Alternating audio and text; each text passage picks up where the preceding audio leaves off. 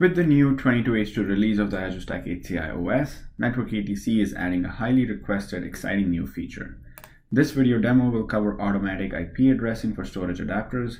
Before I run the addnetintent command, I go to node 511 and run an ipconfig command. We see that for storage adapters QLogic Storage 2 and QLogic Storage 1, these adapters have pre-assigned APIPA addresses before they have been added to an intent. We now switch over to node 512 and run ipconfig to confirm the exact same thing. And sure enough, these adapters have APIPA addresses as well before being added to an intent. Now we run getnetintent and getvmswitch to confirm that we are starting off from a clean slate and that we don't have an intent or virtual switch already deployed. Having confirmed this, we now run the addnetintent command to add QLogic Storage 1 and QLogic Storage 2 to the storage compute intent. Looking at the output on the screen, we see that the specified storage VLAN for QLogic Storage 1 is 711, and whereas that for the QLogic Storage 2 adapters is 712. Network ATC over here goes with the default values of 711 and 712, since we did not pass in any storage overrides. To check the status of our intent submission, we run the getnetintent status command. Network ATC is still clearly working in the background since the output says provisioning and pending for each node.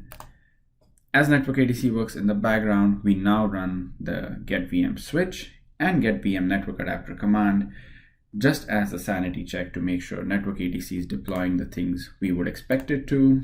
And there we have it, all looks good. And now we run the getnetintent status command and we see success and completed for each of the node in the intent. So we know that Network ATC is finished deploying the intent and it has submitted successfully.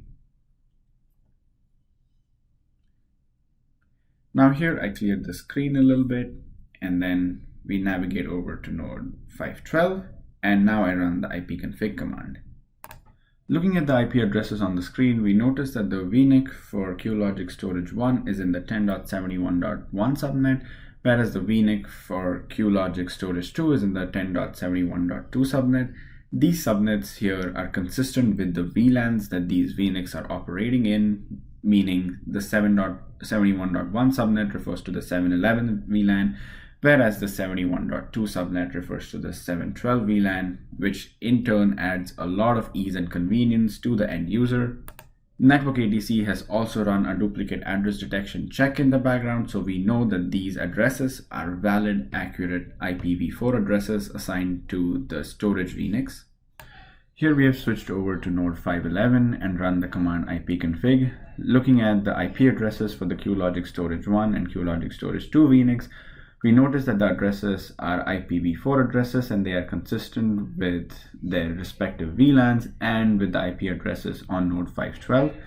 Here we now therefore have our storage VNICs accurately and consistently addressed throughout the intent. So the one last thing that is remaining is a quick data path test, and you can believe me that it works.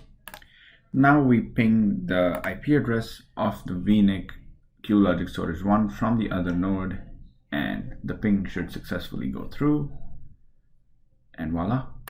We have thus demonstrated the ease, convenience, and consistency of using automatic IP addressing for storage adapters using Network ATC. Thank you for watching.